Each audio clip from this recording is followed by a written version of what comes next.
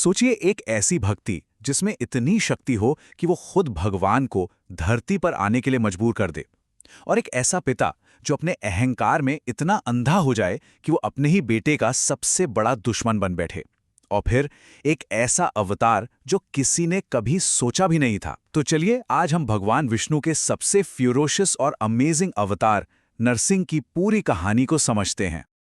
बस यही एक लाइन इस पूरी कहानी की फाउंडेशन है। एक ऐसी कहानी जिसमें भक्ति है, घमंड है और डिवाइन इंटरवेंशन का एक एपिक ड्रामा है। कहानी का विलन है असुर सम्राट हिरण्यकशिपु। उसने सालों तक ब्रह्मा जी की इतनी कठोर तपस्या की, इतनी कि पूछिए मत, सिर्फ एक चीज के लिए, अमरता का वरदान। ये मौत को मात देने का उसका एक फूल प्रूफ प्लान था। अब जरा उसकी मांगी हुई शर्तों पर गौर कीजिए।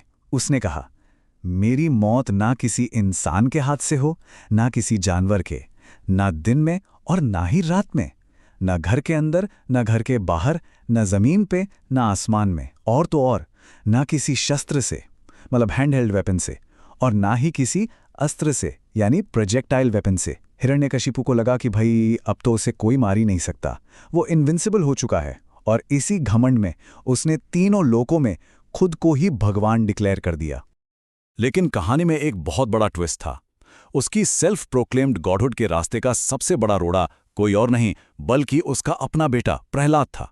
और प्रहलाद भगवान विष्णु का परम भक्त था, जिन्हें हिरण्यकशिपु अपना सबसे बड़ा दुश्मन मानता था। अपने ही बेटे के मुंह से अपने दुश्मन का नाम सुनना, बस हिरण्यकशिपु गुस्से से आग बबूला हो गया। उसने फैसला कर लिया कि अगर प्रहलाद ने विष्णु का नाम लेना नहीं छोड़ा तो उसे अपनी जान से हाथ धोना पड़ेगा। और यहीं से शुरू हुआ भक्ति का सबसे बड़ा, सबसे भयानक टेस्ट। हिरण्यकशिप ने प्रहलाद को एक ऊंचे पहाड़ से नीचे फिकवा दिया, लेकिन भगवान विष्णु की कृपा से उसे एक खरोच तक नहीं आई। इसके बाद उसे दहकती आग की लपटों में फेंक दिया गया, पर आग भी उसे छू नहीं पाई। फिर उसे जहरीले सांपों के बीच छोड़ दिया गया, पर हर बार हर कोशिश नाकाम रही। प्रहलाद की भक्ति उसकी ढाल बन गई थी, और हर नाकामी के साथ हिरण्यकशिपु का गुस्सा बढ़ता ही जा रहा था।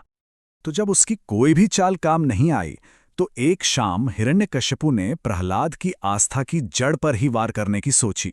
उसने भरी सभा में प्रहलाद से एक आखिरी डिसाइसिव सवाल पूछा।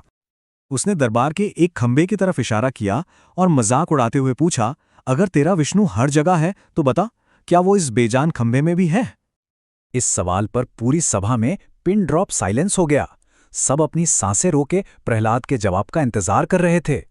प्रहलाद ने बिल्कुल शांत लेकिन मजबूत आवाज में जवाब दिया, हाँ पिताजी, वो इस खंभे में भी हैं और इस दुनिया के कण कण में भी।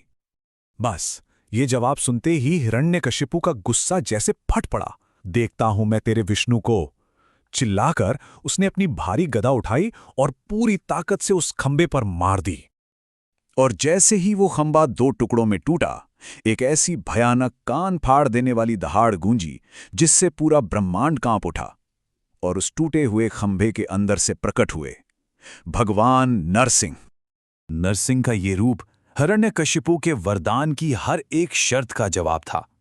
ये भगवान का मास्टर स्ट्रोक था, एक परफेक्ट सॉल्यूशन। चलिए इसे एक एक करके समझते हैं। शर्त थी ना इंसान ना जानवर, तो नरसिंह आधे इंसान थे आधे शेर। शर्त थी ना दिन में ना रात में, तो उन्होंने हिरण्यकशिपु को शाम के वक्त यानी गोधूली बेला में मारा। ना घर के अंदर ना बाहर, तो वो उसे महल की दहलीज पर ले आए।